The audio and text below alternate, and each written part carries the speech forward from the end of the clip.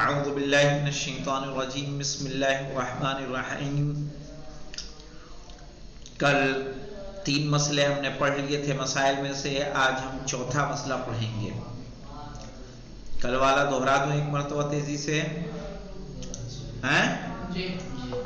جی آقا۔ المحرم فی الحل، یعنی جو حالت احرام میں ہے لیکن حرم میں نہیں ہے، ٹھیک ہے۔ یجب علیہ الفداء، اس پر کیا واجب ہوگا؟ کفارہ۔ والمحل فی الحرام، اور جو حالت احرام میں نہیں ہے اور حرم کے اندر ہے اس پر کیا واجب ہوگا شکار کی صورت میں؟ قیمت۔ ویجتمعان، اور دونوں جمع ہو جائیں گی، یعنی کفارہ اور قیمت۔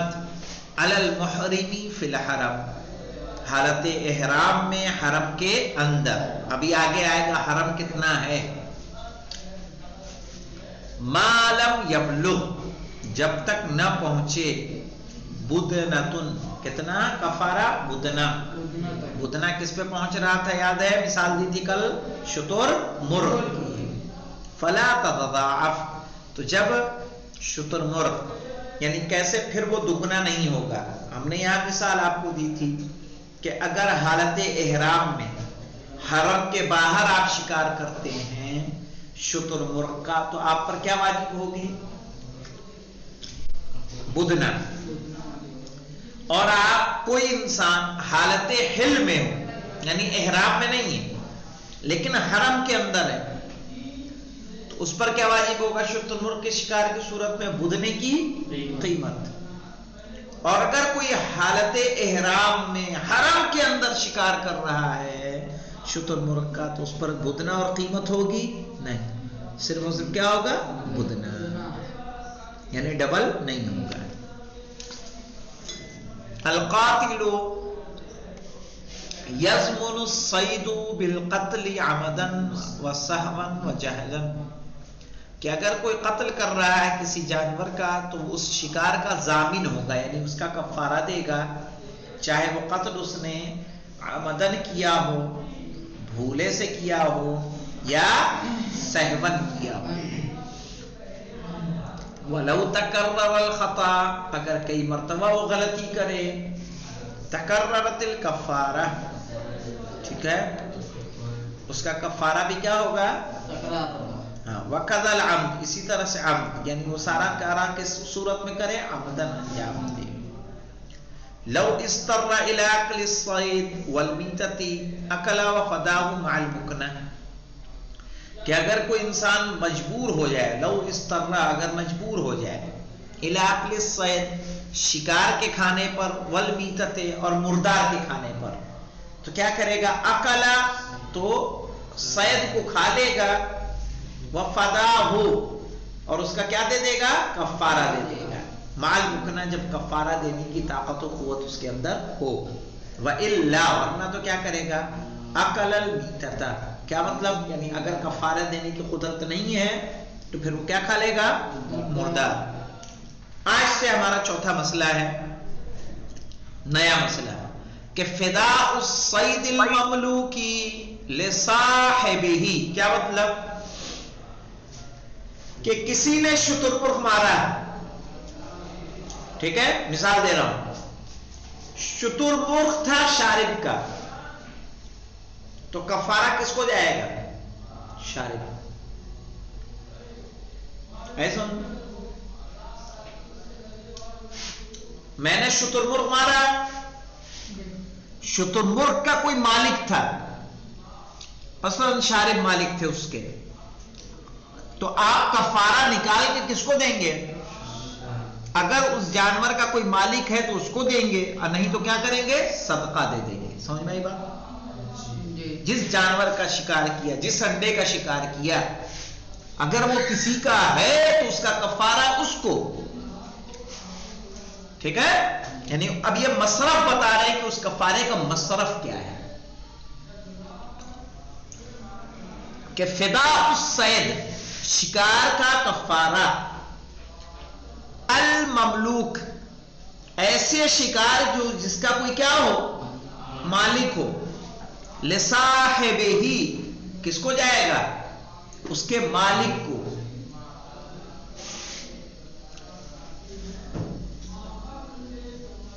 مطلب سمجھ گئے؟ وغیر المملوک، اور جس کا کوئی مالک نہیں ہے، یتصدق بہ، تو اس کا کیا کرے گا؟ وہ صدقہ دے دے گا. کلیئر ہے؟ وہ یہ ہے کیا؟ اب دیکھیں مولانا، حرم کا کبوتر ہے. کہاں کا کبوتر؟ حرم کا. اس کا شکار کیا، تب کیا کریں گے؟ وحمام الحرم، اور حرم کا کبوتر، یشتری بقیمتہ، اس کی قیمت کا خریدے گا، علف چارہ، علف یعنی چارہ، لحمامہ یعنی حمام الحرم، حرم کے کبوتروں کے لیے. کیا مطلب؟ کہ آپ نے حرم کے اندر حرم کے کبوتر کا شکار کر لیا، تو اس کا کفارہ کیا ہے؟ اس کی قیمت دے گا نا، قیمت دے گا. تو قیمت سے کیا کرے گا؟ جائے گا چارہ خرید کے لائے گا. وہ قیمت کہاں خرچ ہوگی؟ چارہ لائے گا، اور وہاں کے کبوتروں کے لیے، حرم کے کبوتروں کے لیے چاہے دانہ لا کے ڈالے اتنے کا. صحیح، یہ کفارہ ہے اس کا. سمجھ میں آیا بیٹا؟ کیا کھاتے ویسے، باجرہ کہ مکئی؟ وحمام الحرم، حرم کے کبوتر، یشتری بقیمتہ، اس کی قیمت کے بدلے خریدے گا، علفن کیا خریدے گا؟ چارہ، لحمامہ لحمام الحرم، حرم کے کبوتروں کے لیے. کلیئر ہے سکینہ یہ والا؟ جی آقا. آتے ہیں پانچویں پہ، ما یلزمہ فی احرام الحج. کہہ رہے ہیں اگر آپ نے حج کا احرام باندھا ہے، اس میں جو کفارے آپ پر واجب ہوں گے، ما یلزمہ جو واجب ہوگا کفارہ، فی احرام الحج حج کے احرام میں، ینحرہ او یذبحہ بمنا، تو اس کو نہر کریں گے اگر اونٹ ہے، یا ذبح کرے گا جو اونٹ نہیں ہے. کہاں کرے گا؟ بے مینا. کہاں پہ؟ مینا میں لے جا کے. مثلاً شترمرغ کے شکار پہ کیا ہے؟ بدنا ہے. تو بدنا اگر حج کے احرام میں ہے تو بدنا کو کہاں لے جائیں گے؟ مینا میں. مینا میں لے جا کے قربان کریں گے. پوچھ رہے تھے نا جناب اس کا کفارہ کہاں دیں گے؟ وہی آ رہی بات.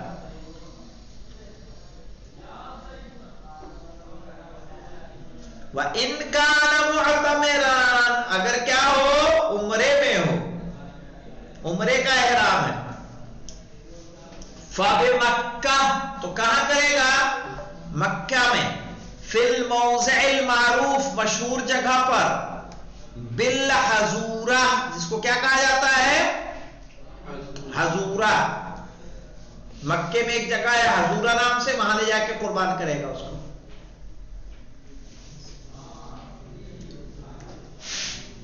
یعنی اگر حج کے احرام میں کوئی کفارہ واجب ہو رہا ہے تو اس کفارے کو کیا کرے گا؟ میدان مینا میں. عمرے کا کوئی کفارہ واجب ہو رہا ہے تو کہاں لے جائے گا؟ حضورہ میں.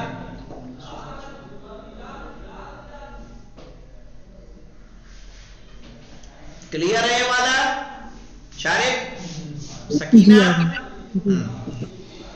اب آتے چھٹے پہ اور آخری، حرم کی بات آ رہی تھی اب تک کہ حرم ہے کتنا، ٹھیک نا بھائی؟ اب دیکھیے حرم ہے کتنا. حد الحرم، حرم کی حد، برید فی برید، برید میں برید. کیا مطلب برید میں برید؟ ایک برید ہوتی ہے 4 فرسخ کی. 4 فرسخ، 4 فرسخ کو 4 فرسخ سے میں ملٹیپلائی کرنا ہے.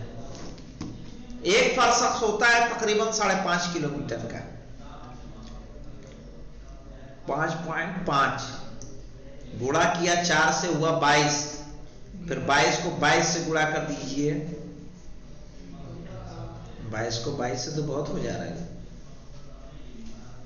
4 فرسخ ہے نا، 4.4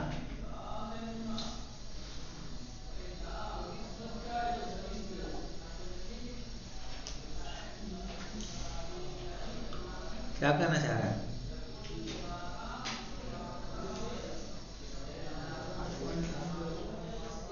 نہیں 22 گڑے 4 کرنا پڑے گا، 88 کلومیٹر ہونا نا،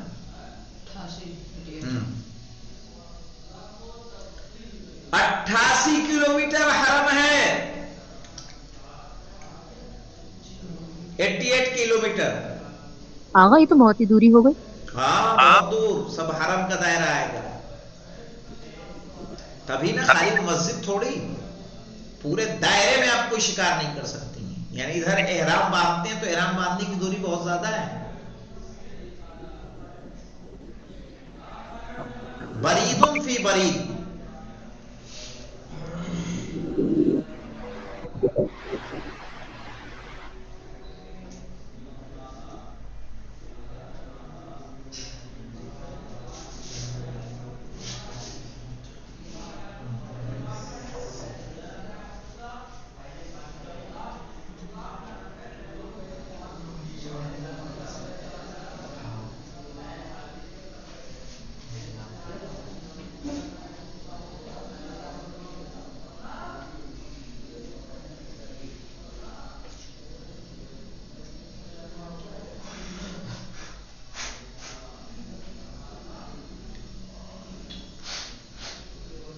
برید 4 فرسخ کا ہوتا ہے، 4 فرسخ کا 4 فرسخ 88 کلومیٹر کا، 4 فرسخ 1 فرسخ 88 کلومیٹر.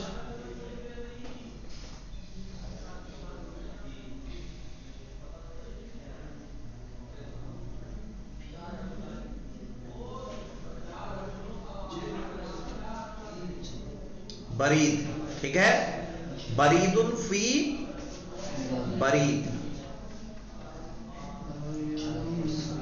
دیکھتا ہوں تاج العروس میں کیا دے رہا ہے.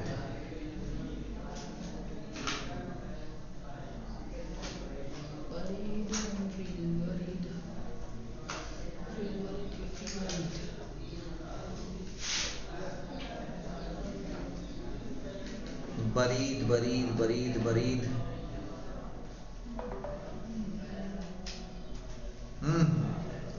چلیے اس پہ سب کی مالکیوں کی الگ رائے ہے، حنبلیوں کی، شافعیوں کی، حنبلی شافعی،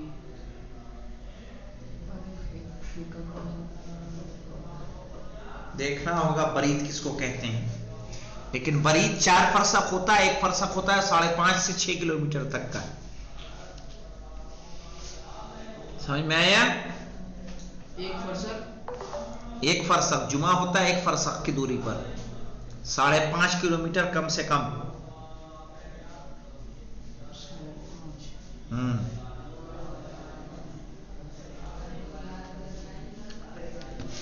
چلیے، من اصاب فیہ صیدان، اگر کوئی شکار کرے اس دوری کے اندر، یعنی 88 کلومیٹر کی دوری کے اندر، ضمنہ، تو اس پر کیا ہو جائے گا؟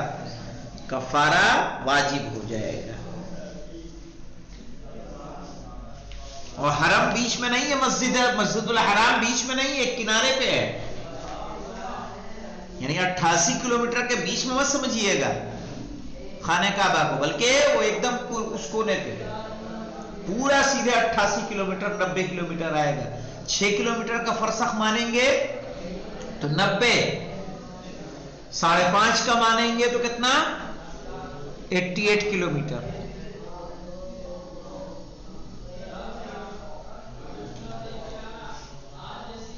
یہ پورا کا پورا حرم ہے. اب اس کے بعد ہم نے یہ چوتھا، پانچواں اور چھٹا مسئلہ پڑھا. کل انشاءاللہ ہم لوگ شروع کریں گے الفصل الثانی، دوسری فصل فی بقیت المحظورات، باقی چیزیں جن سے ہمیں اپنے آپ کو بچانا ہے. والحمدللہ رب العالمین.